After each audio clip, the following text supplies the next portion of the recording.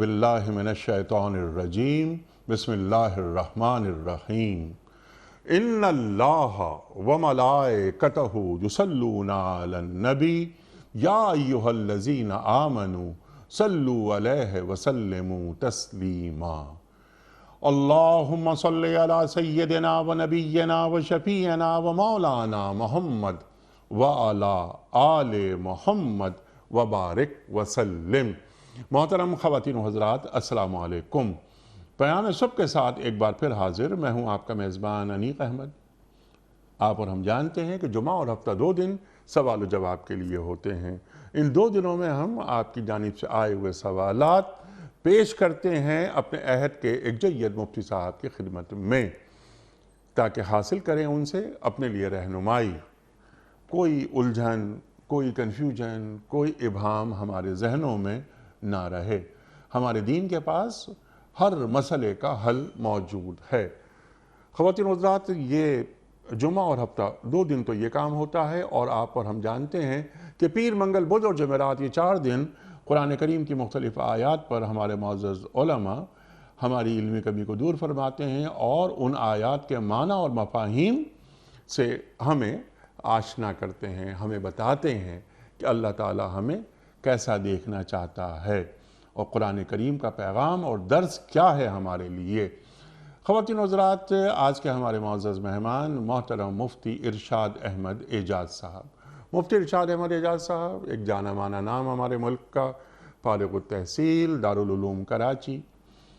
एक ज़माने को आपने बहुत करीब से देखा और जो जदीद मसाइल हैं, इवन ये कि जदीद मसाइल, उन पर भी आपकी गहरी निगाह।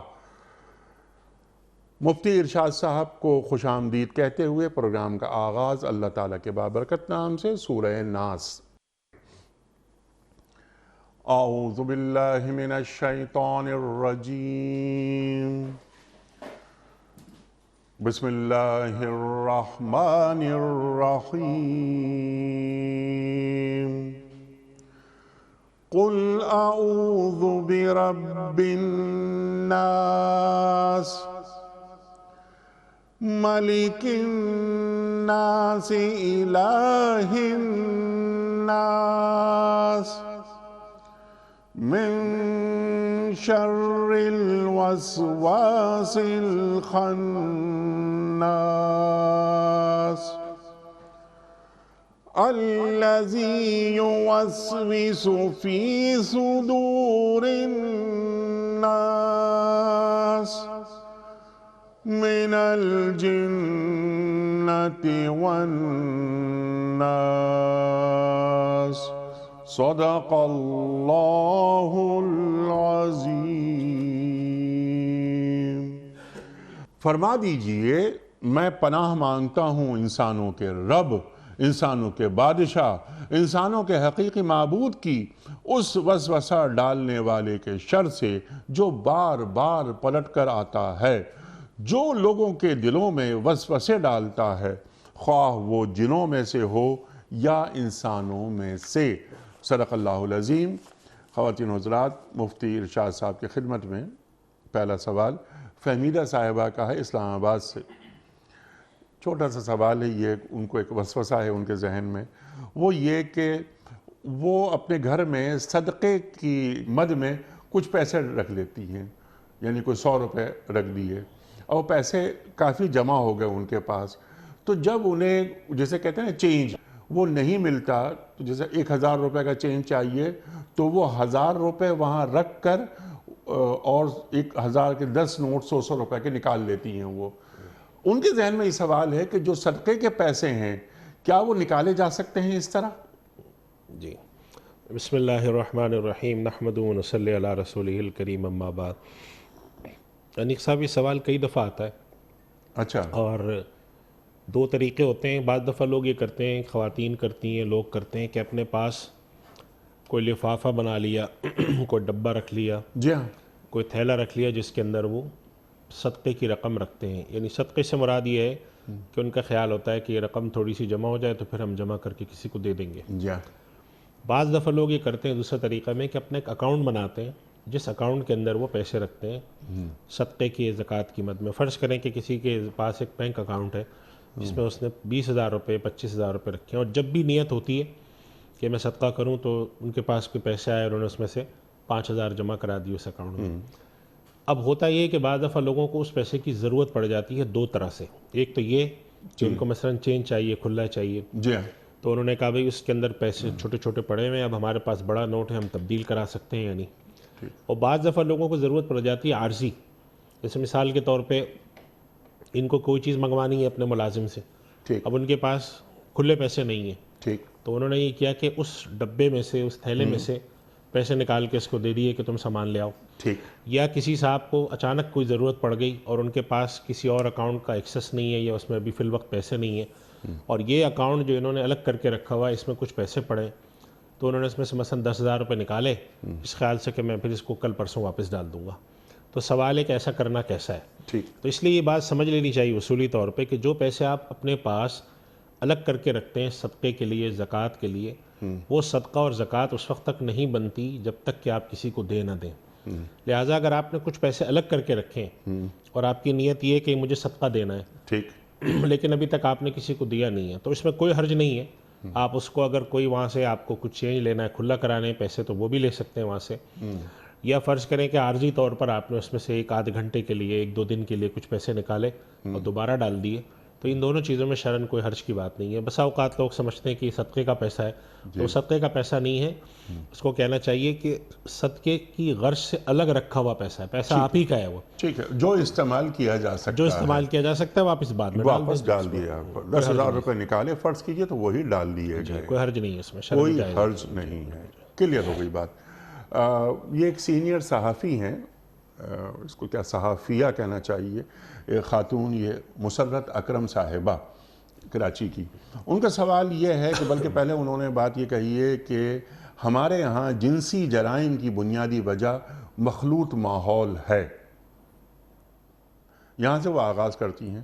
پھر وہ کہتی ہیں مفتی صاحب ہم نے اپنی ریاست میں ایسا ماحول ہی کیوں پیدا کیا ہے کہ جس میں مرد اور عورت کو ایک ساتھ پڑھنا، ایک ساتھ کام کرنا پڑے؟ کیا مخلوط تعلیم کی دین اجازت دیتا ہے؟ کیا مرد اور عورت کے دفاتر اور فیکٹریز میں ایک ساتھ کام کرنے کی اجازت ہے؟ دیکھیے انیس صاحب، یہ ایک بڑا جسے کہیں سنجیدہ اور بہت ہی حساس اور بہت معروف مسئلہ ہے جو دنیا کے تقریباً ہر معاشرے میں کھڑا ہو رہا ہے۔ جی ہاں، دو باتیں ہیں جس کو ہم کو الگ الگ بحث کرنی چاہیے۔ ٹھیک ایک یہ کہ کوئی سا بھی دین ہو، چاہے وہ ملت ابراہیمی میں اسلام ہو، یہودیت ہو، عیسائیت ہو، یا اس کے علاوہ جو دنیا میں اور ادیان مشہور ہیں، ان کی تعلیم مرد اور عورت کے اختلاط کے حوالے سے کیا ہے؟ ایک تو یہ ہے بات، اور دوسرا یہ ہے کہ جو ہمارے یہاں اس طرح کے جرائم جنسی بڑھ رہے ہیں اور بعض اس طرح کے وحشی سامنے آتے ہیں کہ جس کے بارے میں انسان سوچتا ہے کہ یہ انسان کی جو اللہ نے جبلی اور فطری تقاضے رکھے ہیں اس سے کوئی ماورا چیزیں کرتے ہیں یہ لوگ۔ تو یہ بات ہمیں ذہن میں رکھنی چاہیے کہ اللہ تعالیٰ نے، اللہ کے نبی صلی اللہ علیہ وسلم نے مرد اور عورت کے اختلاط کی حدود مقرر کی، اور یہ ہر دین دیتا ہے، اس میں کوئی دو رائے نہیں ہے۔ اگر کوئی سمجھتا ہے کہ ایسا نہیں ہے تو وہ غلط سمجھتا ہے۔ جب دنیا سے دوری پیدا ہوئی، خصوصاً دین سے دوری پیدا ہوئی، خصوصاً مغربی معاشروں میں، تو انہوں نے اپنے یہاں جس معاشرے کو تشکیل دیا اس میں نہ تو مرد اور عورت کے اختلاط پر کوئی توجہ دی گئی، نمبر ایک۔ نمبر دو، مرد اور عورت کے لباس کے حوالے سے بھی اللہ سبحانہ و تعالیٰ نے، وہ جیسے قرآن کریم میں واضح ہدایت دی گئی ہے، قل للمؤمنین یغضوا من ابصارہم ویحفظوا فروجہم، قل للمؤمنات یغضضن من ابصارہن، آنکھیں اپنی نیچی کریں، اپنی آنکھوں کو مرد بھی نیچے رکھیں، عورتیں بھی نیچے رکھیں، اور اس کے ساتھ ساتھ اپنی جو پوشیدہ چیزیں ان کو چھپا کے رکھیں۔ اور اسی طرح اور جگہوں پہ بھی حکم دیا گیا، نبی کریم صلی اللہ علیہ وسلم کی جو تعلیم ہے اس میں تو ایک تصور ہمارے دین نے حیا کا دیا، اور ایک تصور لباس کے لحاظ سے اچھے لباس پہننے کا جو ساتر لباس ہے اس کا دیا، ایک میل جول کے حوالے سے دیا۔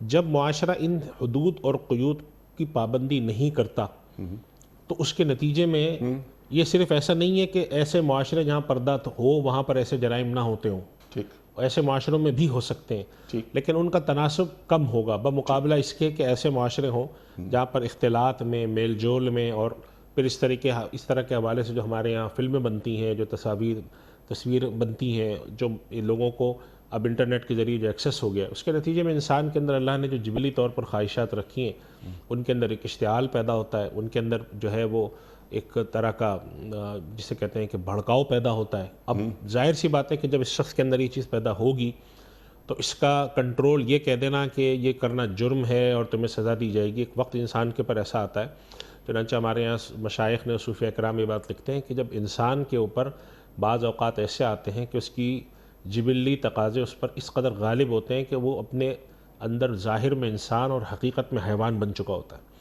ایسے واقعات ہمارے سامنے موجود ہیں کہ جب انسان پر شدید بھوک آئی تو انہوں نے انسانی لاشوں کو کھایا، جو کہ ہم عام زندگی میں تصور بھی سے مابر آئے۔ وجہ کیا ہوتی ہے کہ جب انسان کے پر وہ خاص کیفیت غالب ہوئی جو اس کا ایک جبلی تقاضا ہے اور وہ نہیں پورا ہو رہا، تو پھر وہ ایک آہستہ آہستہ آہستہ آہستہ ایک ایسی حد کو پہنچتا ہے کہ جس حد کے اندر پھر وہ اس چیز کی کوئی تمیز نہیں رکھ پاتا کہ وہ انسان ہے یا حیوان ہے۔ تو اسی لیے ہمارے یہاں دین نے یہ تلقین کی کہ انسان کو تعلیم بھی دی جائے گی، اخلاق بھی سکھائے جائیں گے، اور اس کو یہ بات قانون کے ذریعے بھی ڈرایا جائے گا، اور ساتھ ساتھ ایک ماحول بھی فراہم کیا جائے گا۔ اگر ہم اس کو وہ ماحول فراہم نہ کریں اور قانون سے ڈرائیں، اور اگر ہم ماحول فراہم نہ کریں اور صرف تعلیم دیتے رہیں، تو اس کے نتیجے میں انسان کی طبیعت کبھی بھی ایسی نہیں ہو سکتی۔ اور یہ ایک ایسی بات نہیں ہے کہ جو کوئی محض دعویٰ ہو۔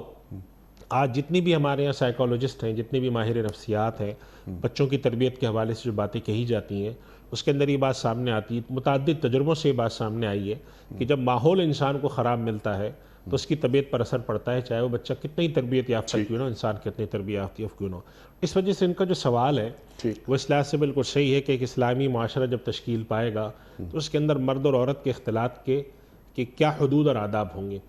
بسا اوقات لوگ ان دو باتوں کو گڑبڑ کر دیتے ہیں کہ کیا خواتین کو کام کرنے کی اجازت ہے یا نہیں ہے، کیا خواتین باہر جا سکتی ہیں یا نہیں جا سکتی، اور دوسرا یہ ہے کہ کیا خواتین اور مردوں کے کام کی نوعیت یہی ہوگی کہ ان کا آپس میں اختلاط ضروری ہو۔ تو یہ دونوں باتیں الگ الگ ہیں۔ اس بات پر تو گفتگو ہے کہ خواتین جا سکتی ہیں، اور خصوصاً ہمارے بہت سارے شعبے ایسے ہیں کہ جہاں خواتین کے جائے بغیر کام بھی نہیں بن سکتا۔ ہمارے یہاں جتنی بھی جو میڈیکل کے اندر بہت سارے شعبے ایسے ہیں، تعلیم کے اندر شعبے ایسے ہیں، تو وہاں پر لیکن سوال یہ نہیں ہے، سوال یہ ہے کہ اگر وہ جاتی ہیں وہاں پر تو کیا ایسا ماحول ان کو فراہم کیا جانا ضروری ہے، کیا ایسی چیزیں ان کو، ایسا اسٹرکچر، سوسائٹی کا پورا اسٹرکچر جو انسان، جو ہم جسے ہم کہتے ہیں نا ورک پلیس، ہماری جو کام کی جگہیں ہیں، جو بازار ہیں، وہاں پر ہم کیا ماحول فراہم کریں، ایک آزاد ماحول فراہم کریں۔ اب ظاہر سی بات ہے کہ اگر ایک آدمی ایک مغربی معاشرے میں جا رہا ہے وہاں پر تو اس کے لیے بہت مشکل ہے کہ وہ اپنے مزاج اور اس کے دین کے مطابق وہاں ماحول پائے، لیکن جو ایک اسلامی معاشرہ جسم کا بالکل بجا سوال ہے کہ اگر ایک اسلامی ریاست، ایک مسلمان ملک ہے، تو وہاں پہ ایسا کیوں نہیں ہو کہ وہاں پر اس طرح کے ادارے تشکیل پائیں جہاں پر دین کے اندر جو حیا کا تصور ہے، جو پردے کا تصور ہے، جو اختلاط کے حوالے سے دین کی تعلیمات ہیں، وہ وہاں پر پوری ہوتی ہیں۔ ہمارے یہ چیزیں نہیں نظر آتی واضح طور پہ، اور اس کے اوپر جو لوگ بھی اس حوالے سے بحث کرتے ہیں کہ یہ تنگ نظری ہے اور خواتین کو پیچھے کرنے کی کوششیں، وہ سب جانتے ہیں کہ وہ کیا کہہ رہے ہیں، لوگوں کو پتہ ہے کہ وہ کیا کہہ رہے ہیں، اور آپ اور ہم بھی میڈیا میں آتے ہیں، آپ مجھ سے زیادہ میڈیا میں جانتے ہیں ان سب چیزوں کے بارے میں، جو کچھ بھی ہے، جو ظاہر میں ہے اور جو پس پردہ ہوتا ہے، وہ سب جانتے ہیں۔ تو لہٰذا یہ بات کہنا، اور جسے ہم کہتے ہیں انصاف، کے انسان کو نفاق نہیں کرنا چاہیے، جو لوگ یہاں پر آ کر اس چیز کی پروپیگیشن کرتے ہیں کہ مرد اور عورتوں میں جو چلیے اس کو فی الحال تو ہم یہ بات کہہ رہے ہیں، وہ کیا کہہ رہے ہیں اس سے ذرا سا ہٹ کر ہم یہ بات کہتے ہیں کہ اسلامی معاشرہ جو ہے دینی اقدار، دینی اقدار، آپ نے جو بات فرمائی وہ بہت اہم بات کہ ماحول، اس کو اگر ہم کہیں سد ذرائع، تو سد ذرائع کے حوالے سے کیا ہمیں کوئی کام نظر آ رہا ہے کہ ایسا ماحول ہی پیدا نہیں ہو پائے کہ جس میں مرد اور عورت کا اختلاط ہو؟ اللہ کے رسول صلی اللہ علیہ وآلہ وسلم کا ارشاد ہے کہ جب تنہائی میں مرد اور عورت ہوتے ہیں تو تیسرا شیطان ہوتا ہے۔ بالکل ایسے ہی، اللہ اکبر۔ اچھا، خواتین، جس سے آپ نے بات فرمائی نا کہ ستر پوشی کے آداب جو آپ بیان فرما رہے تھے، گفتگو کے بھی آداب، کہ خاتون اس انداز سے بات نہ کریں یا اس لہجے میں بات نہ کرے کہ مرد کو کسی غلط فہمی میں پڑھنے کا کوئی شبہ ہو۔ قدم قدم پر ہمارا دین تربیت کرتا ہے اور بتاتا ہے کہ مرد کا مقام کیا ہے، عورت کا مقام کیا ہے۔ سد ذرائع کے حوالے سے میں چاہتا ہوں ذرا آپ ہمیں تعلیم کریں۔ دیکھیے انیق صاحب، سد ذرائع جسے ہم فقی ٹرم ہے جس کے لیے ہم بلاکنگ آف مینز کا ترجمہ کرتے ہیں، یعنی ایسا ماحول، وہ چیزیں جو کسی چیز تک، کسی کام تک کا سبب بنتی ہوں، ان چیزوں کو پہلے اس نتیجے تک پہنچنے سے پہلے روکنے کے اسباب۔ اور یہ بڑا ایک معقول نظریہ ہے جو دنیا کے ہر قانونی نظام میں، ٹھیک، یعنی ہم یہ دیکھتے ہیں کہ اگر ایک آدمی بجلی کا کام کرنے جاتا ہے تو اس کا اسٹینڈرڈ آپریٹنگ پروسیجر یہ ہے کہ وہ دستانے پہنے گا، جوتے پہنے گا، یہ کرے گا، وہ کرے گا۔ سوال ہی پیدا ہوتا ہے کہ کیا ہر وہ آدمی جو بجلی کا کام کرے اس کو جھٹکا لگ سکتا ہے؟ تو اس کا جواب ہے کہ نہیں، ٹھیک، ایک امکان ہے کہ اس کو جھٹکا لگے، لیکن آپ اس آدمی کے لیے جو کہ ورکر ہے، وہ آدمی جو کہ مزدوری کرنے جا رہا ہے، وہ آدمی جو کہ بجلی کا کام کرے گا، کوئی خطرے کا کام کرے گا، اس کے لیے آپ اتنے پریکاشنری میجرز لیتے ہیں، اتنی احتیاطی تدابیر اختیار کرتے ہیں۔ یہ کیا ہے پیچھے، اس کے کیا ہے لاجک؟ ٹھیک، اس کے پیچھے لاجک وہی ہے سد ذریعہ کی کہ بھائی ممکنہ طور پر یہ چیز اس کے لیے خطرناک ہو سکتی ہے، لہٰذا اس مرحلے تک پہنچنے کے جتنے بھی وسائل ہیں ان کو ایک خاص درجے پہ آ کر ختم کرو۔ یہ دنیا کا ایک ایسا منطقی اور معقول نظریہ ہے جو دنیا کے ہر قانونی نظام میں موجود ہے۔ جی ہاں، ہمارے دین نے بھی یہ تصور دیا، ہمارے دین نے ایک تصور دیا کہ اللہ تعالیٰ حیا کے معاملے میں، مرد اور عورت کے تعلق کے معاملے میں، ان کے اختلاط کے معاملے میں ایک خاص درجے کا کہ حیا چاہتا ہے اور ایک خاص درجے کا فرق چاہتا ہے، اور وہ قرآن کریم نے بیان کر دیا، یغضوا من ابصارہم ویحفظوا فروجہم۔ ٹھیک، یغضوا من ابصارہم، اپنی آنکھیں جھکا کے رکھیں اور اپنی شرمگاہوں کی حفاظت کریں، لباس اپنا ساتر پہنیں۔ جب آپ ان چیزوں کو نظر رکھتے ہیں تو اس کے نظر رکھنے کے نتیجے میں پہلی بات خود بخود سامنے آتی ہے کہ ہم ایسے مواقع نہ فراہم کریں کہ اختلاط پیدا ہو اور پھر وہ اختلاط بڑھتے بڑھتے بڑھتے گناہ تک جا کر تبدیل ہو۔ ٹھیک، اس ماحول کے لیے علماء کرام نے، فقہاء کرام نے اللہ اور اس کے رسول صلی اللہ علیہ وسلم کے احادیث پر اور اسلام کی تعلیم پہ نظر رکھ کے اصول اور آداب مقرر کیے، جس کو ہم پریونٹیو میجرز کہہ سکتے ہیں، احتیاطی تدابیر کہہ سکتے ہیں۔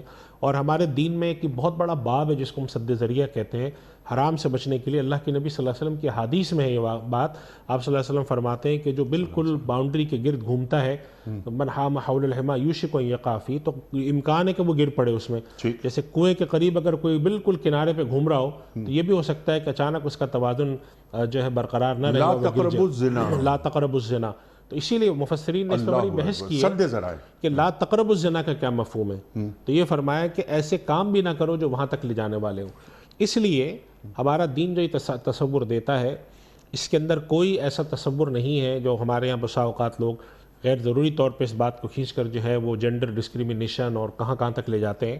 ہمارے دین نے ایک حیا اور آداب کے حوالے سے ایک طرز زندگی مقرر کیا ہے، اور اس طرز زندگی کا تقاضا ہے کہ مرد اور عورت ایک خاص طریقے سے اس معاشرے میں رہیں، اور ہمارے دین نے اس حوالے سے جو تعلیمات دی ہیں، جو پردے کے احکام دیے ہیں، جو حیا کے احکام دیے ہیں، جو لباس کے احکام دیے ہیں، ایک دوسرے کے حوالے سے آنکھوں کے نیچے رکھنے کے احکام دیے ہیں، وہ مردوں کے لیے بھی ہیں اور عورتوں کے لیے بھی۔ قرآن میں اللہ تعالیٰ نے فرق تو نہیں کیا کہ عورتوں سے کہا کہ یغضضن من ابصارہم، پہلے مردوں کو کہا، میں مردوں کو کہا گیا کہ یغضوا من ابصارہم ویحفظوا فروجہم، ایسے کام کریں کہ جس کے اندر وہ ستر پوشی کے۔ اب غض بصر کا مطلب یہ ہوا کہ اپنی آنکھیں نیچے کرنا۔ اب آنکھیں نیچے کرنے کے دو طریقے ممکن ہیں، ایک یہ کہ آپ کے سامنے ایک چیز بالکل واضح کھلی پڑی ہو اور آپ آنکھ نیچے کریں، یہ ایک انسانی مزاج کے لحاظ سے ذرا مشکل کام ہے، تو اس کا زیادہ اچھا طریقہ اختیار کیا گیا کہ انسان کی آنکھ وہاں تک نہ جائے، اس لیے پردے کا تصور ہمارے دین میں دیا گیا، حیا کا تصور دیا گیا۔ عریق صاحب، ایک دفعہ میں ایک اور بات بھی اکثر کرتا ہوں، ایک دفعہ ایک مجلس میں گفتگو میں تھا، تھوڑی سی بات لمبی ہو رہی لیکن یہ خاص طور پہ بیان کرنے کی ہے، تو ان صاحب نے اس پر گفتگو کر دی کہ ہمارے یہاں برقعے کا مسئلہ ہے اور چہرے کے پردے کا مسئلہ ہے، یہ مسئلہ ہے۔ میں نے ان سے کہا، میں نے کہا عالم اسلام کی جتنے مکاتب فکر ہیں، دو ہی بڑے مکتب فکر مسلمانوں کے، ایک شیعہ اہل تشیع اور اہل سنی ہے، میں نے کہا یہ جس پردے کے بارے میں متفق ہونا، آپ اس پردے کو اختیار کر لیں۔ بہت اچھی بات ہے، یہ کس پر متفق ہیں؟ آپ چلے جائیں ملائیشیا میں، آپ چلے جائیں انڈونیشیا میں، آپ چلے جائیں ایران میں، کہیں بھی چلے جائیں، ٹھیک، عورت کا ایک خاص لباس ہے، ٹھیک ہے، بعض دفعہ اس میں چہرہ کھولنے کی بعض حضرات اجازت دیتے ہیں، میں نے کہا آپ یہی لباس اختیار کر لیں۔ یورپ میں بھی بہت مسلمان عورتیں کرتی ہیں جس کے حجاب کا تصور ہے، تو آپ کا اصرار اس لباس پر نہیں ہے، آپ کا اصرار اس سے بہت آگے جانے پر ہے، تو جب آپ اس پر اصرار کر کے اس کو دین کا حصہ ثابت کرنے کی کوشش کریں گے تو یہ بات قابل قبول کہیں پہ نہیں ہوگی امت میں۔ آپ اس پر گفتگو اگر کرنا چاہتے ہیں کہ بھئی چہرے کا پردہ ہے یا نہیں، تو چلیں کل گفتگو ہے، لیکن آپ بات چہرے کے پردے سے شروع کرتے ہیں اور لے جا کر جو ہے وہ ایسی جگہوں پہ پہنچانے کی کوشش کرتے ہیں، مقصد کچھ اور ہوتا ہے، مقصد کچھ اور ہوتا ہے، تو یہ نہ کریں۔ تو وہ بہرحال وہ تھوڑی سی گفتگو میں تلخی بھی پیدا ہو گئی، لیکن اس لیے کہ جب بات شروع ہوئی تو پھر میں نے کہا سیدھا سیدھا نفاق ہے۔ ایک آدمی صاحب نے گفتگو اس پر شروع کی کہ دین میں چہرے کا پردہ ہے یا نہیں، اور جا کر آپ نے اس کو یہاں پر روک دی کہ وہ جو خاتون ہے وہ اگر وہ سوئمنگ کا لباس پہن کے نہانا چاہتی ہیں تو اس میں کیا ممانعت ہے دین میں؟ تو میں نے کہا یہ دونوں تضاد کی باتیں، تو یہ دونوں میں فرق ہے۔ اسی طرح بعض حضرات نے یہ اعتراض شروع کر دیا کہ یہ برقع جو ہے وہ عربی کلچر ہے اور یہ کلچر نہیں ہے، 700 سال سے تو ہندوستان میں برقع موجود ہے۔ تو یہ عربی کلچر کیسے ہو گیا، یا یہ کہ چادر، ہم اس بحث میں نہیں جاتے. ہم یہ کہتے ہیں کہ دین نے سطر پوشی کے آداب، سطر پوشی کے حوالے سے قرآن نے کوئی یہ نہیں کہا کہ تم برقع پہنو، لیکن سطر پوشی کرو. ہمارے یہاں دنیا کے بعض معاشروں میں گاؤن کا تصور ہے، بعض میں بہت زیادہ گہرے گھیردار چولے کا تصور ہے، بعض جگہ چادر پہنی جاتی ہے. ایران کے اندر بہت بڑا طبقہ جو ہے، لیکن وہ سارا جو لباس ہے وہ ایک ساتر لباس ہے، سطر پوش لباس ہے. تو اصل جو ہمارا دین، بلکہ ہمارا دین صرف نہیں، ملت ابراہیمی کا تصور ہے. آپ آج بھی دیکھ لیں جا کر یہودی خواتین کو، عیسائی خواتین کو دیکھ لیں، ان کے نن جو ہیں جو لباس پہنتی ہیں وہ کس وجہ سے پہنتی ہیں، ان کے دین کا تقاضا ہے. وہ صرف نن تک محدود نہیں ہے، وہ خواتین کا لباس ہے. انہوں نے جا کر اس کی تحدید کر دی ہے، وہ ایک الگ بات ہے. تو ہمارے تینوں ادیان اور اس کے علاوہ وہ ادیان جو کہ آسمانی ادیان نہیں کہلاتے، ان میں بھی آپ جائیں، آپ کو حیا کا کوئی نہ کوئی تصور ملتا ہے. جتنے بھی ہمارے یہاں دوسرے ادیان ہیں، اس وجہ سے آج جو دنیا میں ایک تحریک پیدا ہوئی ہے، غالباً وہ حضرت جبریل علیہ السلام والی جو مشہور روایت ہے، جو حضرت عمر رضی اللہ تعالیٰ عنہ سے منقول ہے کہ حضرت جبریل علیہ السلام انسانی شکل میں آئے تھے اور قیامت کی نشانیاں پوچھی تھی، تو اللہ کے نبی صلی اللہ علیہ وسلم نے ایک مشہور و معروف نشانی فرمائی تھی، ان تلد الامۃ ربتہا، کہ جس کے اندر تھا کہ اس کے اندر ایسا ہوگا، اس طرح کے حالات ہوں گے. تو اس کے اندر ایک جو اس کی تعبیر ہے وہ یہی ہے کہ اس طرح کا ہوگا. اور اللہ کے نبی صلی اللہ علیہ وسلم نے یہی بات فرمائی تھی امت کے لیے بھی کہ ما ترکت بعدی فتنۃ اضر علی الرجال من النساء، کہ لوگوں کو آنے والے وقتوں میں اس طرح کے فتنوں میں جو ڈالا جائے گا. تو اللہ تعالیٰ نے یہ باقاعدہ رکھا، زنا کے بارے میں تفصیل بتائی گئی، پردے کے بارے میں احکام اتارے گئے، اللہ کے نبی صلی اللہ علیہ وسلم کے لیے کی احادیث میں ہے وہ احکام بیان ہوئے. ازواج مطہرات کو حکم دیا جا رہا ہے، باوجود اس کے کہ اللہ تعالیٰ نے قرآن کریم میں ان کو ماں قرار دیا. یعنی کہ مفسرین نے لکھا ہے کہ کسی آدمی کو اس کی ماں کا ماں ہونا صرف معاشرے سے پتہ چلتا ہے، بچہ جب بڑا ہوتا ہے کہ یہ تمہاری ماں ہے، لیکن مسلمانوں کو ازواج مطہرات کا ماں ہونا اللہ نے قرآن میں نص سے بیان فرمایا. تو کتنی بڑی بات ہے. اور یہ تک بیان فرما دیا کہ ان کے ساتھ جو ہے ان کے ساتھ نکاح نہیں ہو سکتا. دونوں باتیں بیان فرما دی، اس کے باوجود حکم کیا دیا؟ پردے کا حکم دیا. اس لیے امت کو تعلیم تھی کہ اس طرح کا مقدس درجہ، اتنا مرتبے والا درجہ ہونے کے باوجود جب اللہ تعالیٰ پردے کا حکم دے رہے ہیں اور آپ فرما رہے ہیں کہ ان کے پردے کی آڑ میں بات کیا کرو، ان سے سوال جب پوچھو، فَاسْأَلُوهُنَّ مِنْ وَرَاءِ حِجَاب، اور ساتھ ساتھ یہ فرمایا فَلَا تَخْضَعْنَ بِالْقَوْلِ، جس کی طرف آپ نے اشارہ کیا کہ نرم انداز میں بات نہ کرو بلکہ اس انداز میں بات کرو، لوچ والی آواز میں بات نہ کرو. تو یہ سارے جو آداب ہیں ان کو جب ہم سامنے رکھتے ہیں تو ہمارا دین دین ایک تشکیل دینا چاہتا ہے، معاشرتی نظام، وہ بالکل واضح ہو کر ابھر کر سامنے آتا ہے. اس کے اندر کہیں پر، اور یہ بات انیس صاحب میں بالکل واضح طریقے سے ہمیں بیان کرنی چاہیے، اور میں کہتا ہوں اگر کہیں پر خواتین کے ساتھ بدسلوکی ہوتی ہے، ان کے ساتھ مار پیٹ ہوتی ہے، یا ان کے ساتھ کچھ زیادتی کی جاتی ہے، یا ان کا شوہر ان کے ساتھ بدسلوکی کرتا ہے، ماں باپ کرتے ہیں، والد کرتے ہیں، بھائی کرتے ہیں، یہ دین کی تعلیم کا اس سے تعلق نہیں ہے. یہ اگر کوئی شخص کر رہا ہے اور نام دین کی کسی تعلیم کا لے رہا ہے تو وہ شخص غلط کرتا ہے. اس طرح کی مثالوں کو لے کر دین کے احکام کے بارے میں خلاف باتیں کرنا یہ شرعاً بالکل قابل قبول نہیں ہے، اور اس کے اندر ہمارا ایک واضح موقف ہونا چاہیے اور بالکل معذرت خواہانہ موقف نہیں ہونا چاہیے. ہمارا دین ایک تصور دیتا ہے طرز حیات کا. اگر ایک لبرل آدمی کو اور ایک انلائٹن ماڈریٹ شخص کو اپنا طرز حیات کے اوپر معذرت خواہانہ رویہ اختیار کرنے کا، میں اس کو کوئی حجاب نہیں ہوتا، وہ کوئی معذرت خواہانہ بات نہیں کرتا، تو میں اپنے اللہ اور اس کے رسول صلی اللہ علیہ وسلم کی دیوی تعلیم پر معذرت خواہانہ بات کیوں کروں؟ اس وجہ سے جو ان کا سوال ہے، آپ نے جو فرمایا خاتون صحافی ہیں، بالکل صحیح سوال ہے کہ ایک اسلامی معاشرے کی تشکیل، ایک اسلامی معاشرے میں جو مسلمان مرد اور عورت کے درمیان جو تعلق کی تشکیل ہے وہ جس اسلوب و طرز پہ ہونی چاہیے، ہماری مسلمان ریاستوں کو اس پر بھی توجہ دینے کی ضرورت ہے. یقیناً. اچھا، اب ایک آدھ سوال اس ذیل میں، کیونکہ بہت بڑا موضوع ہے یہ، جو سطر پوشی کے آداب ہیں ان کو پیش نظر رکھتے ہوئے یا اس پر عمل درآمد کرتے ہوئے جو ہمارے یہاں کالجز ہیں، یونیورسٹیز ہیں، اسکولز ہیں، جہاں مخلوط تعلیم ہے، لڑکا لڑکی ساتھ پڑھ رہے ہیں، تو اگر وہ ان آداب کا خیال رکھیں تو پھر مخلوط تعلیم کی اجازت ہے؟ دیکھیں، مخلوط تعلیم جس طرح سے ہوتی ہے آپ دیکھتے ہیں، ایک زمانہ تھا مخلوط تعلیم اس طرح سے ہوتی تھی کہ لڑکے ادھر بیٹھتے تھے، لڑکیاں ادھر بیٹھتی تھیں، بعض دفعہ بیچ میں آڑ ہوتی تھی. اب وہ سب ختم ہو گیا ہے، بالکل گھچ پچ ہوتا ہے، میل جول کے ساتھ بیٹھتے ہیں. اور یونیورسٹیز میں آپ نے بھی پڑھا ہے، ہم نے بھی پڑھا ہے، ہم بھی دیکھتے ہیں یہ طریقہ کار، یہ جو ماحول کا انداز ہے، یہ پسندیدہ انداز نہیں ہے، یہ والا انداز پسندیدہ نہیں ہے. اس کی وجہ یہ ہے کہ جس انداز میں یہ اختلاط ہے، اس اختلاط کے بجائے دوسرا طریقے سے ہونا چاہیے. ہم اس طریقہ کار کو، دنیا کے اندر بہت ساری جیسے ہماری یونیورسٹیز ہیں، ملائیشین یونیورسٹیز ہیں، ان کے اندر انہوں نے اس چیز کا اہتمام کیا ہے کہ انہوں نے جیسے گاؤن کو ایک یونیفارم بنا دیا کہ آپ گاؤن پہن کر آئیں گی. جب وہ گاؤن پہن کر آتی تو انہوں نے کہا کچھ خواتین ادھر بیٹھ جائیں گی, لڑکے ادھر بیٹھ جائیں گے. یہ انہوں نے اس چیز کو کرا. ہمارے یہاں بعض یونیورسٹیز نے, بعض اداروں نے یہ کرنے کی کوشش کی تو ان کو بہت سخت رد عمل کا سامنا کرنا پڑا. لوگوں نے آ کر برا بھلا کہا کہ تم ڈسکریمنیشن کرتے ہو, تم مرد اور عورت کے درمیان تفریق کرتے ہو, پرانی باتیں کرتے ہو, یہ کرتے ہو. ہمیں اس چیز کے اوپر نا تھوڑا سوچنا چاہیے کہ ہم کوئی تفریق کی بات نہیں کر رہے, ہم ایک طرز زندگی کو, ایک طریقہ کار کو وضع کرنے کی کوشش کر رہے ہیں, اور اس کے نتیجے میں ہم یہ چاہتے ہیں کہ ایک معاشرہ صالح قائم ہو. اور اب یہ بات کہ اس طرح کی تدابیر کرنے سے کیا معاشرے کے اندر خرابی 100% ختم ہو جائے گی, تو اس کا جواب ہے 100% تو معاشرے میں خرابی ختم نہیں ہوتی. ٹھیک ہے, لیکن ایک معاشرتی اقدار ہوتی ہیں, چیزیں کم ہو جاتی ہیں, اور مسلمانوں کی اپنی اقدار ہیں, بالکل ہیں, اور ان کا خیال رکھنا ہے. لیکن یہ ہے کہ جس طرح آپ نے بات فرمائی کہ ایک آڑ کے ساتھ یا الگ الگ بٹھائیں تاکہ ہماری خواتین بھی doctors, engineers, I T expert یہ نکلیں باہر, انہیں بھی آنا چاہیے اعلیٰ تعلیم کے لیے. لیکن وہ جو حیا کی آپ نے بات کی, حیا, جی بالکل ٹھیک ہے سر, اللہ کے نبی صلی اللہ علیہ وسلم نے ایمان کا ایک حصہ قرار دیا. جی, اگر حیا اڑ گئی تو جو چاہو سو کرو. بالکل ایسے اللہ کے رسول فرمانے صلی اللہ علیہ وآلہ وسلم. اگلا سوال لیتے ہیں, یہ ہیں فرید خان صاحب ہری پور سے. ان کا سوال یہ ہے کہ ایک آدمی کو یہ ڈر ہے کہ اس کے مرنے کے بعد اس کی بیٹی کو جائیداد میں سے کچھ نہیں دیا جائے گا, بیٹی بھی ایک ہی ہے, تو کیا وہ آدمی اپنی زندگی میں اس بیٹی کو اپنی وراثت دے سکتا ہے, یعنی اس کے حصے کی وراثت؟ دیکھیے, بیٹی اگر اکیلی ہے جی, اور ان صاحب کا انتقال ہوتا ہے تو ان کے بعد اگر ان کی اہلیہ اور ان کی بیٹی زندہ ہیں تو اس صورت میں ان کی اہلیہ کو 12.5% اور بیٹی کو آدھا ملے گا. جو بقیہ ہے پھر وہ ان کے اس میں چلا جائے گا, رشتہ داروں میں, جو ان کے بھائی ہیں ان میں جائے گا.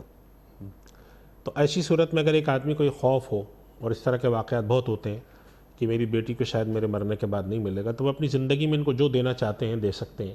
اور اس طرح سے اگر تدبیر کر لیتے ہیں کہ جیسے اپنی زندگی میں انہوں نے سوچا کہ میں اپنی بیٹی کو اتنی جائیداد دے دوں کہ اس کے لیے کوئی زندگی میں بعد میں مشکل نہ ہو, اور کچھ اپنی بیوی کے لیے بھی وہ کچھ اس طرح کا رکھ دیں, تو شرعاً اس کی اجازت ہے. اگر اس قسم کا خوف ہو, خطرہ ہو کہ میرے بعد میری بیٹی اور میری بیوی جو ہیں وہ بیچاری ایسی رہ جائیں گی, تنہا رہ جائیں گی, لوگ وراثت کی وجہ سے تنگ کریں گے. ابھی حال میں ہی سپریم کورٹ میں بھی ایک فیصلہ سنا ہے اسی طرح کا کہ ایک صاحب کا انتقال ہوا, ان کی بیٹی تھیں اور ان کی بیوہ تھیں, تو بعد میں ان کے جو رشتہ دار تھے انہوں نے کچھ اس طرح کا دعویٰ کر دیا کہ وہ اپنی زندگی میں ہمیں گفٹ کر کے گئے. ابھی حال میں اس پچھلے ہفتے سپریم کورٹ نے 2 ہفتے پہلے یہ فیصلہ سنایا. تو ایسا ہے, ہمارے معاشرے کی حقیقت ہے.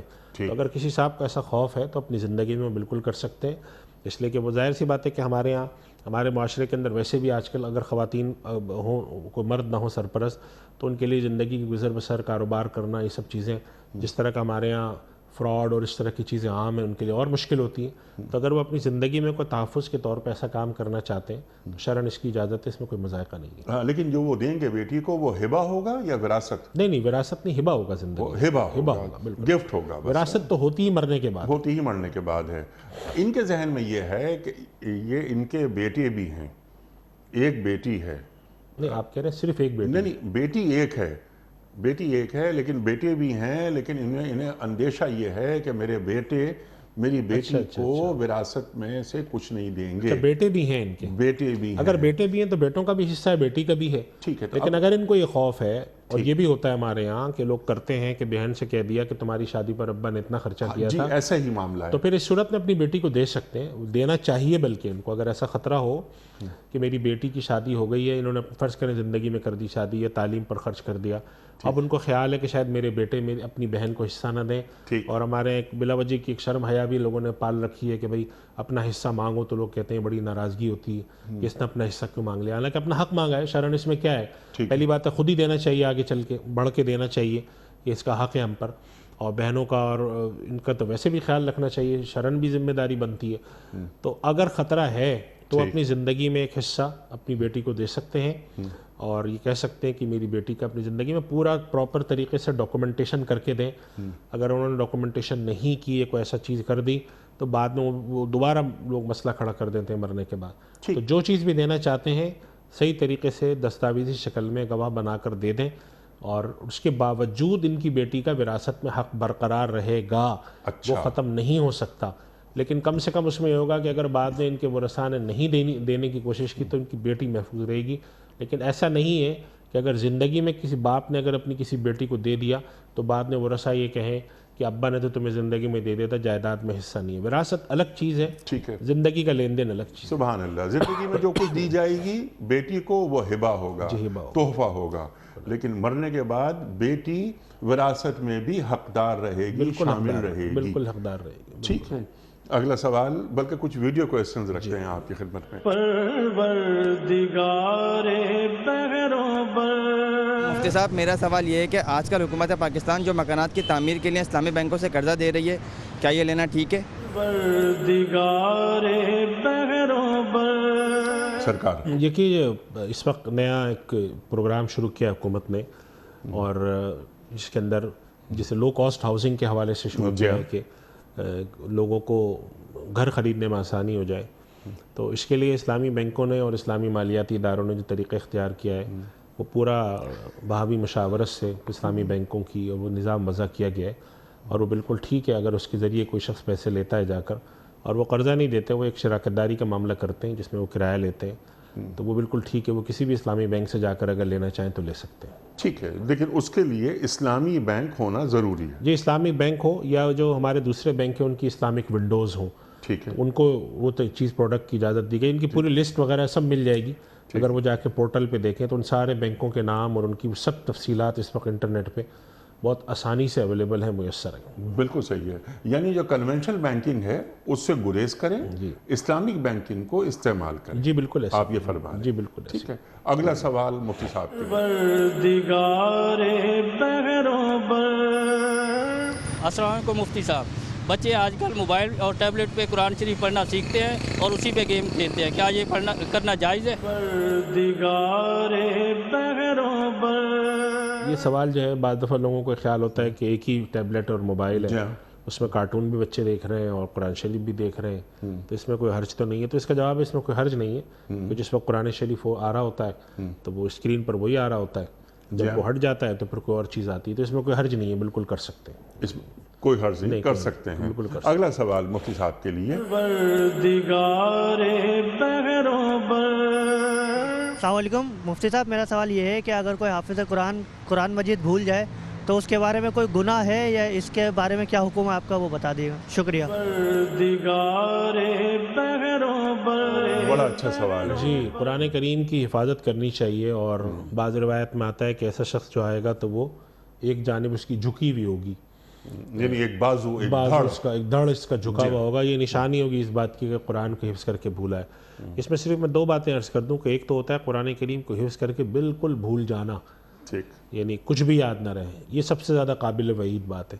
ایک یہ کہ ظاہر سی بات ہے کہ انسان کی عمر کے لحاظ سے، اس کی مشاغل کے لحاظ سے کچھ چھوٹا موٹا انسان بھول جاتا ہے، تو اس کا طریقہ کار یہ ہے کہ پھر وہ ریوائز کرتا رہے، سائل میں ریوائز کرے، خصوصاً رمضان کے مہینے میں کر لے. تو کوشش یہ کرنی چاہیے کہ قرآن کریم جتنا یاد ہے اس کو نہ بھولیں، بار بار ریوائز کریں. اور اگر اس دوران چھوٹی موٹی جگہ پہ بھول چوک ہو جاتی جو کہ ایک فطری طبی تقاضا ہے، تو اس کے بارے میں حضرات علماء مفسرین لکھتے ہیں کہ وہ شخص اس میں شامل نہیں ہے. جو وعید ہے، جو شخص محنت بھی کرتا رہے، یاد بھی کرتا رہے، پھر بھی تھوڑا بہت بھول جاتا ہے، وہ اس میں شامل نہیں. ایک آدمی بالکل لا تعلق ہے، غافل ہے، پڑھتا نہیں ہو، بہت اچھا یاد کر کے بالکل سب کچھ بھول گیا، پھر وہ شخص اس کی وعید میں آتا ہے. اس لیے اس چیز کا تھوڑا سا وہ رکھنا چاہیے. اور یہ میں اس لیے بیان کر رہا ہوں کہ بعض دفعہ بعض حفاظ کرام نے سوالات پوچھے، حافظ تھے، اب 40-45 سال عمر ہو گئی، تو انہوں نے کہا ہمیں صحیح سے یاد نہیں رہتا، ہمیں بڑا ڈر لگا رہتا ہے. تو پھر میں نے ان سے عرض کیا تھا کہ ہمارے ہم حضرات نے اس کی تفصیل میں یہ بات لکھی ہے. ایک شخص ہے حفظ کیا، قرآن یاد تھا، آہستہ آہستہ وہ عمر کے تقاضے کی وجہ سے، مشاغل کی وجہ سے اس کے اندر وہ بات نہیں رہی، کمزوری آ گئی ہے، تو وہ کوشش کرتا رہے، اس کو دہراتا رہے، پڑھتا رہے. اس کے باوجود اگر چھوٹی موٹی بھول چوک ہے تو اللہ تعالیٰ معاف کرنے والا. کلیئر ہو گئی یہ بات. ایسا نہیں کہ بالکل ہی قرآن کریم سے دوری اختیار کر لی جائے، وہ نہ حفظ قرآن کے بعد. اللہ اکبر. اچھا، یہاں ایک سوال اور ذہن میں آیا. حافظ قرآن، والدین، نسلیں، اجداد، کیا کیا خوشخبریاں ہیں وہ بھی بیان فرما دیجیے. دیکھیے، حافظ قرآن کے لیے تو ایک روایت میں آتا ہے کہ اس کے ماں باپ کو ایک ایسا تاج پہنایا جائے گا جس کی روشنی سورج اور اس چاند سے زیادہ ہوگی. پھر وہ اپنے خاندان کے لوگوں کے لیے شفاعت کرے گا کہ جن لوگوں 70 ایسے لوگ ہوں یا 10 لوگ جن کے اوپر جہنم واجب ہو چکی ہو، ان کی شفاعت کرے گا. اللہ پھر اس کے علاوہ ایک اور بات ہے کہ اللہ سبحانہ و تعالیٰ نے قرآن کریم حفاظ کرام کے بارے میں یہ بات کہی جاتی ہے، ہمارے یہاں جو علماء نے لکھا ہے یہ کہ اللہ تعالیٰ نے قرآن کریم کی جو حفاظت کا وعدہ فرمایا ہے کہ اللہ نے اپنے نبی صلی اللہ علیہ وسلم پہ جو وحی اتاری ہے اس کی حفاظت کرے گا، تو اس کی حفاظت کے اللہ تعالیٰ نے جو ظاہری سبب ہیں وہ دو رکھے ہیں۔ ایک سبب ہے کہ کتابوں کی شکل میں محفوظ ہو، جیسے چھپا ہوا قرآن ہے، اور دوسری شکل ہے کہ وہ سینوں میں محفوظ ہو۔ اللہ تو جن لوگوں کو اللہ تعالیٰ اس خدمت کے لیے چنتے ہیں، یا یہ منصب عطا فرماتے ہیں، یہ منزلت عطا فرماتے ہیں، یہ مرتبہ عطا فرماتے ہیں، وہ در حقیقت اللہ کے اس تکوینی حکم اور اللہ کے نبی صلی اللہ علیہ وسلم کے اوپر نازل کی گئی اللہ کی کتاب کی حفاظت کے لیے جو اللہ نے ایسے لوگ پیدا کیے ہیں جو قیامت تک کی چین برقرار رہے گی، اس کا پارٹ بنتا ہے وہ۔ سبحان یہ بہت بڑا مرتبہ ہے، بہت بڑی قدر و منزلت ہے کہ اللہ تعالیٰ نے جو اپنے نبی پر جو کتاب اتاری، اور جس کے لیے اور کتابوں کے مقابلے میں اس کتاب کے لیے یہ ارشاد فرمایا کہ ہم ہی اس کی حفاظت کرنے والے ہیں۔ تو اگر اللہ تعالیٰ نے جس کام کو اپنی طرف منسوب کیا، اس کام کی ظاہری شکل میں آپ شامل ہو، ٹھیک ہے، کتنی قدر و منزلت کی بات ہے کہ آپ نے اس میں شامل فرمایا ہو۔ کہ اور کتابوں کے مقابلے میں میری عرض آپ کی خدمت میں یہ ہے کہ اس کتاب کے علاوہ دنیا کی کوئی ایک کتاب جس کے تعلق سے اللہ تعالیٰ نے حفاظت کا وعدہ کیا ہو کوئی نہیں ہے، کوئی کتاب نہیں، ماں سوائے قرآن کریم، ماں سوائے قرآن کریم، اللہ اکبر، اور جس میں آسمانی کتب بھی شامل ہیں، سب شامل ہے اس میں۔ اسی وجہ سے ہمارے حضرات نے یہ بات رکھی ہے کہ آخر کیا وجہ ہے کہ حافظ کے ماں باپ کو اتنا اجر ملے گا، اور کیا وجہ ہے کہ اللہ تعالیٰ اس کی شفاعت قبول فرمائیں گے؟ تو اس کی وجہ یہ کہ جو ظاہری سبب میں اللہ تعالیٰ نے دو بڑے سبب رکھے ہیں کہ کتاب صفحات کے اندر لکھا ہوا محفوظ ہو قرآن، اور سینوں میں محفوظ ہو۔ تو جو سینوں میں محفوظ کرنے کے لیے جو رجال کار اللہ نے رکھے ہیں، جن کو ہم یہ کہہ سکتے ہیں کہ وہ رجال اللہ ہیں، اللہ کے خاص لوگ ہیں، اس ٹیم میں یہ شخص شامل ہو رہا ہے۔ سبحان اللہ۔ اللہ کے نبی صلی اللہ علیہ وسلم کے زمانے سے وہ لوگ چلے آ رہے ہیں، جو روایت میں آتا ہے کہ بعض جو غزوات ہوئے جس کے اندر 700 حفاظ کی یا 70 حفاظ کی شہادت ہوئی، تو اس کا مطلب ہے اللہ کے نبی صلی اللہ علیہ وسلم کے زمانے سے ایسے صحابہ کرام۔ اب جب ہم اس تسلسل میں جڑتے ہیں اور اس نسل در نسل 1500 سال سے جو لوگ چلے آ رہے ہیں اس سلسلے میں شامل ہوتے ہیں، تو یہ بڑی مبارک، بڑی قدر و منزلت کی بات ہے کہ اللہ تعالیٰ نے اس چیز کے لیے چن لیا کہ بھائی جو لوگ ہمارے کلام کی حفاظت کریں گے تو چلو اس کی جو ایک فوج اللہ نے مقرر کی ہے ان میں یہ بھی شامل ہے۔ اس وجہ سے یہ قدر و منزلت کی بات ہے، اور اس کو بڑا مرتبہ اور شرف سمجھنا چاہیے۔ اور اللہ کا شکر ہے اس وقت روئے زمین پر سب سے زیادہ حافظ بر صغیر سے پیدا ہوتے ہیں۔ یہ آپ کو سن کے حیرانی ہوگی، بلکہ اس کی اسٹیٹسٹکس بھی موجود ہیں کہ پاکستان، ہندوستان، بنگلہ دیش کے اندر جو مسلمان آباد ہیں، تو روئے زمین پر سب سے زیادہ حافظ اس وقت اس خطے سے پیدا ہوتے ہیں۔ تو اس کا مطلب ہے کہ اللہ تعالیٰ نے جو فوج مقرر کی ہے، اور آج بھی یہ ایسے حفاظ کرام موجود ہیں کہ قرآن کریم کو کسی بھی صورت میں یہ نہیں کہا جا سکتا کہ قرآن موجود نہیں ہے۔ اگر کسی جگہ پر فرض کریں کہ قرآن کریم لکھی ہوئی شکل میں نہ ہو تو ایسے حفاظ موجود ہیں آج کے، وہ اس کو بیٹھ کر اپنی یادداشت سے لکھ دیں۔ یہ بہت بڑا اللہ تعالیٰ کی طرف سے ایک بڑا مرتبہ ہے اور قدر و منزلت ہے، اور اللہ کے نبی صلی اللہ علیہ وسلم کے معجزے کے جو ایک تسلسلی شکل ہے وہ اس شکل میں موجود ہے۔ تو جو لوگ اس کا حصہ بنتے ہیں وہ مبارک ہیں اور قابل تعظیم ہیں، قدر و منزلت کے قابل لوگ ہیں، مرتبت والے لوگ ہیں، اور اللہ تعالیٰ سب کو توفیق دے۔ اور ایک اور بات بھی میں یہاں پر چلتے چلتے عرض کروں کہ ہمارے یہاں ایک رواج یہ ہے کہ بچے کو یا تو حافظ بناتے ہیں یا نہیں بناتے۔ چنانچہ ایسے خاندان آپ کو ملیں گے کہ ایک بھائی بہترین حافظ قاری اور دوسرا بھائی قرآن کریم اٹک اٹک کے پڑھتا ہے۔ جب آپ پوچھتے ہیں کہ یہ کیوں ہوا تو انہوں نے کہا مجھے تو ابا نے حفظ میں ڈالا ہی نہیں۔ تو یہ بات ہمیں ذہن میں رکھنی چاہیے کہ پورا حفظ اگر نہیں ہوتا تو بچے کی تجوید ٹھیک کرنا اور کچھ سپارے یاد کرا دینا۔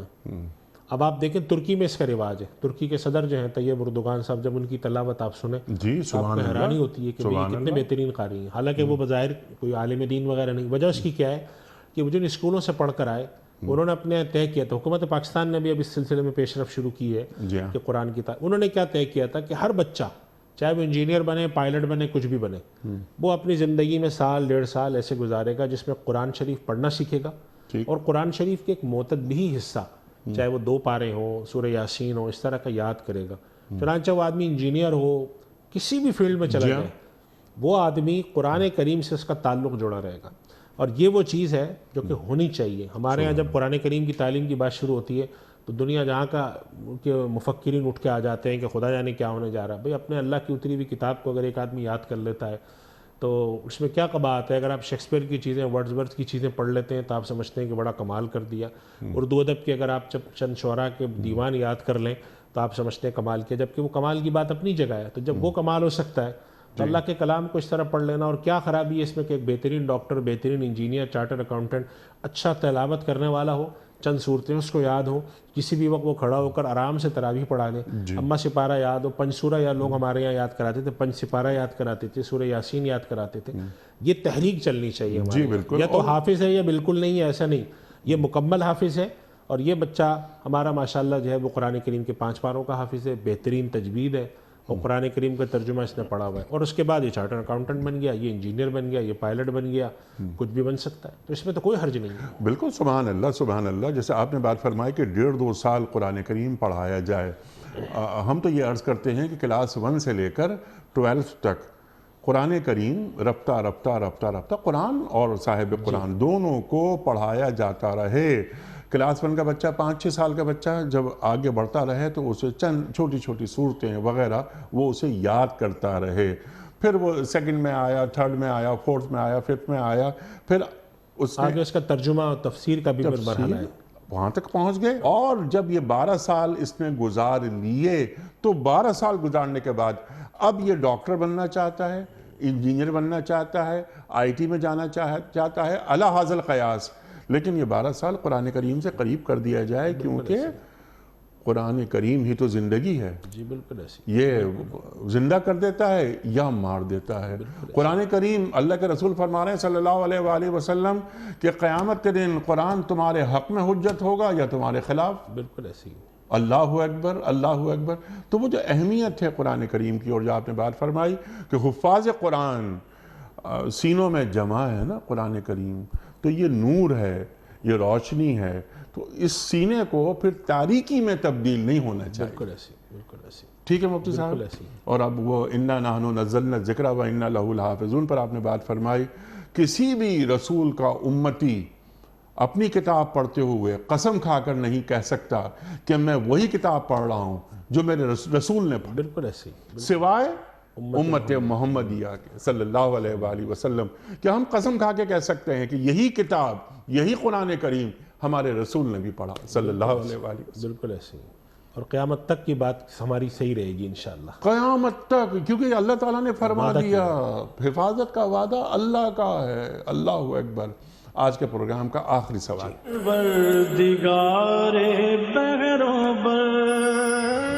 السلام علیکم مفتی صاحب. ہم یہ سوال کرنا چاہتے ہیں کہ آئے روز جو خودکشیاں ہو رہی ہیں، آئے روز بچے ماں بیٹی خودکشیاں کر رہی ہیں مہنگائی کی وجہ سے، ان کے لیے کیا حکم ہے، ان کو کیا کرنا چاہیے؟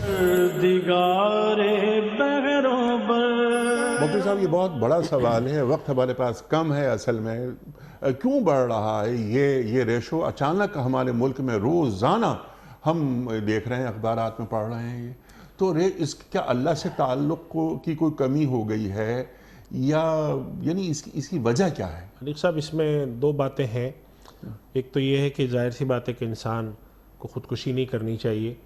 حرام ہے، اللہ کے نبی صلی اللہ علیہ وسلم نے منع فرمایا ہے. تو یہ بات تو بالکل اپنی جگہ درست ہے، اللہ سے تعلق رکھنا چاہیے، مایوس نہیں ہونا چاہیے. لیکن میں سمجھتا ہوں اس کا دوسرا پہلو، جو دوسری بات ہے، وہ زیادہ اہم ہے کہ انسان کو جب آپ ایک ایسے مرحلے تک پہنچا دیتے ہیں، اس کے ساتھ ایسے حالات پیدا کیے جاتے ہیں، اس کا کھانے پینے کو ترس جاتا ہے، فاقے میں چلا جاتا ہے، جی اس کی زندگی بسر کرنا مشکل ہو جاتی ہے، تو پھر وہ آخری چیز یہی سوچتا ہے. نہیں سوچنا چاہیے، لیکن جب وہ جبر میں آ جاتا ہے، ایسا معاشرہ قائم کرنا لوگوں کو. اب دیکھیں کہ ایک آدمی، غریب آدمی جس کی تنخواہ مشکل سے 25,000 ہے، اس کے گھر اچانک 45,000 روپے کا بجلی کا بل آئے گا اور اس طرح کی کوئی چیز اس کی آ جائے گی، تو وہ کیا کرے گا؟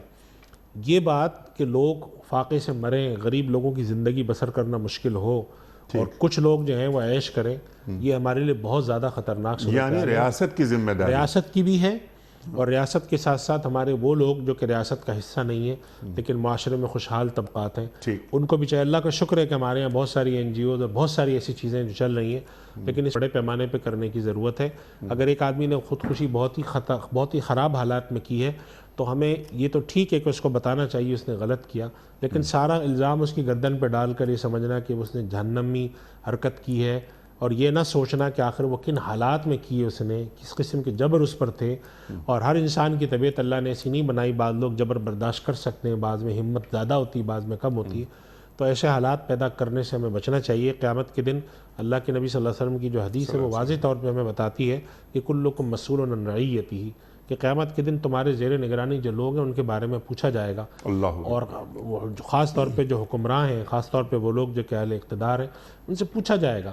اور اس دنیا میں اللہ جتنی ڈھیل دیتا ہے، جتنا اقتدار دیتا ہے وہ دیتا ہے. حتیٰ کہ اللہ تعالیٰ نے قرآن کریم میں فرما دیا ہے کہ بعض دفعہ انبیاء تک پر یہ کیفیت آ جاتی ہے. حتیٰ اذا استیأس الرسل وظنوا انہم قد کذبوا، یعنی لفظ استعمال اللہ تعالیٰ نے فرمایا، مفسرین نے لکھا اس سے مراد وہ کیفیت نہیں تھی، لیکن یہ تھا کہ حتیٰ کہ رسول بھی نا امید ہو چلے کہ یا اللہ یہ ہوگا کیا. 800 سال انبیاء کرام کو جھٹلایا گیا، لیکن جب اللہ کی پکڑ آتی ہے تو اگر کہیں پر اللہ نے ڈھیل دی ہوئی ہے، اللہ نے اقتدار دیا، طاقت دی، اور آپ ایسے وسائل اختیار کر رہے ہیں، چینی مہنگی ہو رہی ہے، آٹا مہنگا ہو رہا ہے، یہ مہنگا ہو رہا ہے، وہ مہنگا ہو رہا ہے، اور قانونی طور پر آپ مختلف قانونی چیزوں کا سہارا لے کر اپنے آپ کو کلیئر رکھتے ہیں، سوچنا چاہیے کہ ایک دن ایسی جگہ بھی جواب دینا ہے. تو ان چیزوں کا خیال رکھیں، جہاں تک ممکن ہو لوگوں کے لیے سہولتیں، وسائل پیدا کریں. یہ ذمہ داری حکمران کی ہے، اور وہ ہمارے معاشرے کے جو اہل ثروت ہیں ان کی بھی ذمہ داری ہے یہ کہ پڑوسی کا خیال رکھیں. پڑوسی کو یعنی یہاں تک پہنچ جائے پڑوسی، کیسے ممکن ہے یہ مسلمانوں کی بستیاں. حدیث میں تو آتا ہے، حدیث شریف میں آتا ہے کہ وہ مومن نہیں ہے کہ جو خود پیٹ بھرے اور اس کا پڑوسی بھوکا ہو. جی، اس سے مراد یہی ہے کہ وہ پڑوسی کی ضرورت کو تم نے یعنی وہ صاحب ایمان ہی نہیں ہے. صاحب ایمان. اور پڑوسی سے مراد صرف پڑوسی نہیں، قرابت دار بھی ہیں، جی ہاں، رشتہ دار ہیں. آپ تو جا کے دنیا میں گھوم پھر رہے ہیں اور کھا پی رہے ہیں، سیر سپاٹے کر رہے ہیں، اور آپ کے سامنے والا جو ہے اس کے پاس بچے کو اسکول بھیجنے کی فیس نہیں ہے، بجلی کے بل کے پیسے نہیں ہیں، کھانے کو فاقے، اور وہ خودکشی تک، یعنی وہ نوبت یہاں تک آ گئی. تو یہ بھی ایک جو آپ نے نصیحت فرما دی، بڑی اہم نصیحت، کہ خودکشی حرام ہے.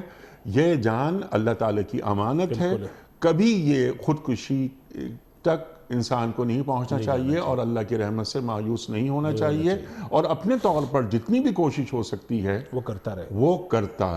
بالکل ایسی. میں آپ کا بڑا شکر گزار مفتی صاحب، بڑا ممنون آپ تشریف لائے.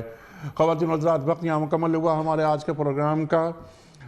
مفتی صاحب کے ہم بڑے ممنون ہیں، تشریف لاتے ہیں، ہمیشہ ہم مفتی صاحب سے سیکھتے ہیں. پیام صبح کا اختتام ہوتا ہے روزانہ قول پر، اور وہ قول ہوتا ہے صاحب نہج البلاغہ امیر المومنین حضرت علی مرتضیٰ کرم اللہ وجہہ کا. آپ فرماتے ہیں کہ بہترین ادب وہ ہے جو تمہیں حرام چیزوں سے باز رکھے. بہترین ادب وہ ہے جو تمہیں حرام چیزوں سے باز رکھے. سبحان اللہ، سبحان اللہ. اپنے میزبان انیق احمد کو کل تک کے لیے اجازت دیجیے. خدا حافظ. پروردگار بحر و بر